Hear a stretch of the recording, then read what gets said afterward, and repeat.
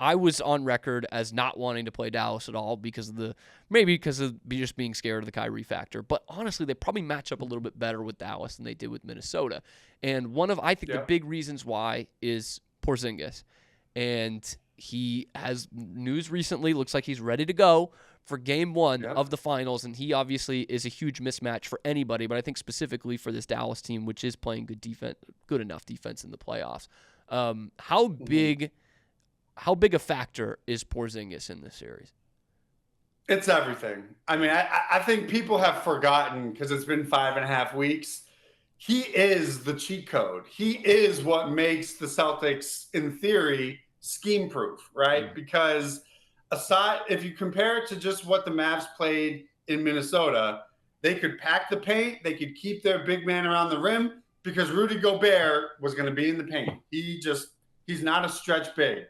Now you eliminate one of the biggest advantages that the Mavs had in that Wolves series. Now they can no longer pack the paint, sag off shooters, and close off driving lanes, which is the foundation of the Celtics' success. It's why they play 5 out. It's why they traded for Porzingis, because if your rim protection now has to respect a 35-foot shooter, well, now you're leaving your wing defenders on an island against 2 players that you are not going to be able to stay in front of.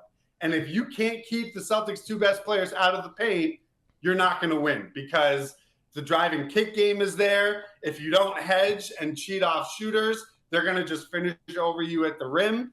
And the other part that is Porzingis' value is now you are well more equipped to survive the non-Jason Tatum minutes. I think this series ultimately is going to come down to, can the Mavs survive the non-Luka minutes, and can the Celtics now survive the non-Tatum minutes? Well, you are reintroducing a Jaylen Brown Porzingis 2-man game that was virtually unstoppable in those 3-4 minute shifts before Tatum would come back to start the second quarter. So that element alone is such an important factor that they did not have in any of their previous playoff runs. And that's where you would see, okay, Tatum comes off the floor, the Pacers go on a 10-2 run.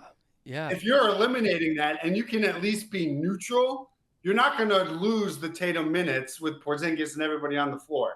So it's about maximizing the time he's not on the floor, and you're just more prepared to do that. I don't know if the Mavs are going to be able to be as successful in the non-Luka minutes, because the same way, when Luka's on the floor, you're not stopping Luka. He's an animal. He's a tank. Like, he's going to get what he's going to get. It's if the Mavs now only can rely on Kyrie and the bench as opposed to now Jaylen and Porzingis and the bench, that's a huge advantage. We are Rogue Media Sports.